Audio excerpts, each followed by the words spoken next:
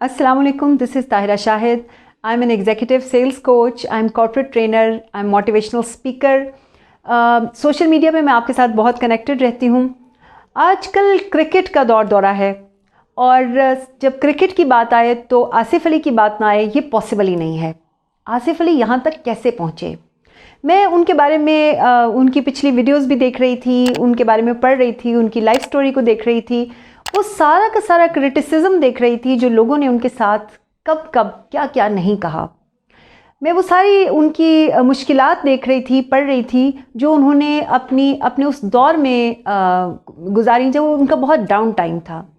दुनिया ने उनको तब भी नहीं बख्शा जब वो अपनी पर्सनल लाइफ के बहुत मुश्किल हालात में से गुजर रहे थे और जिसकी वजह से वो क्रिकेट पे उतना ज़्यादा फोकस नहीं कर पा रहे थे. लोगों ने उनको तब भी कहीं किसी ने जाके फाइनेंशियल हेल्प नहीं की जब उनको फाइनेंशियल हेल्प की वाकई में ज़रूरत थी. आज वो कामयाब हैं. बहुत सारे लोग उनको हर तरह से गिफ्ट्स देने की, हेल्प करने की, क्या कुछ करने की कोशिश नहीं करेंगे. इसलिए कि जब आप कामयाब हो जाते हैं, दुनिया कामयाब लोगों के साथ कनेक्ट रहना, कामयाब लोगों से बात करना, कामयाब लोगों के साथ चलना और उनके बारे में डिस्कशन करना पसंद करती है. उनकी तारीफ़ें भी होंगी, सारा कुछ होगा. अगर हम भी कामयाब होना चाहते हैं, इस चीज़ से सीखें. जब वो अपने उस दौर से गुजर रहे थे, जब जो स्ट्रगल का दौर था, उन्होंने किस चीज़ पे फोकस किया? सिर्फ मेहनत पे.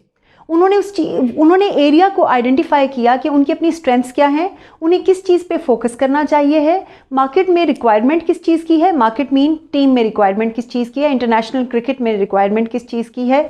उन्होंने उस एरिया को टैप किया. मैं कल उनका सुन रही थी कि कह रहे थे कि मैंने मेरी अपनी स्किल्स को सामने रखते हुए मैंने कोचेस से बात की कि मुझे आखिरी ओवर्स के लिए तैयार किया जाए, आखिरी जो 5-6 ओवर्स होते हैं उनके लिए तैयार किया जाए. और मैनेजमेंट ने इस बात को मान भी लिया और कोचेस ने उसी एरिया पे मेरे साथ मेहनत की. मतलब उन्होंने उस रिक्वायरमेंट को भी आइडेंटिफाई किया और उन्होंने अपनी स्किल्स को आइडेंटिफाई करते हुए अकॉर्डिंगली जिद्दोजहद और मेहनत करनी शुरू की. कामयाब होना है, आप मार्केट का एनालिसिस करें, अपनी स्किल्स का एनालिसिस करें, फिर उसके बाद जो गैप है उसको ब्रिज करने की कोशिश करें. पहली चीज़. दूसरी चीज़ ये है कि आप कंसिस्टेंट रहें. कंसिस्टेंसी एक ऐसी की है, अगर वो कम इंटेलिजेंट इंसान, कम स्किलफुल इंसान भी अपना ले तो उसे कामयाब होने से कोई नहीं रोक सकता. तीसरी चीज़, हमें ये लगता है कि कामयाबी रातों रात मिलती है. हम में से बहुत सारे लोग कामयाब होना तो चाहते हैं, लेकिन वो ये कहते हुए पाए जाते हैं कि इतना अरसा हुआ मेहनत करते हुए मुझे तो रिज़ल्ट ही नहीं मिला. रिव्यू करें, राइट डायरेक्शन में मेहनत हो रही है. पहली चीज़, कितना अरसा हो गया है मेहनत करते हुए, ये है दूसरी चीज़.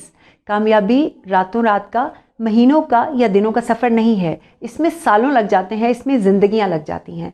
आप किसी भी कामयाब इंसान की लाइफ हिस्ट्री को उठा के देख लें, उसमें बेतहाशा स्ट्रगल होगी, उसमें उसने बहुत कुछ बर्दाश्त किया होगा, उसके बाद वो उस लेवल पे पहुंचा होगा.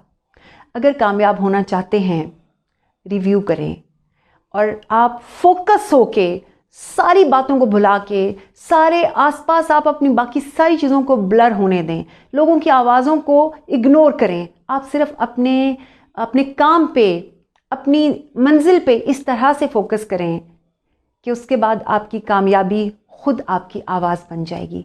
आपकी कामयाबी खुद शोर मचा देगी.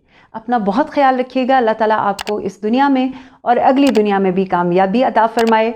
हम बहुत जल्द मिलेंगे एक नई सोच, एक नई वीडियो के साथ. अल्लाह हाफ़िज़.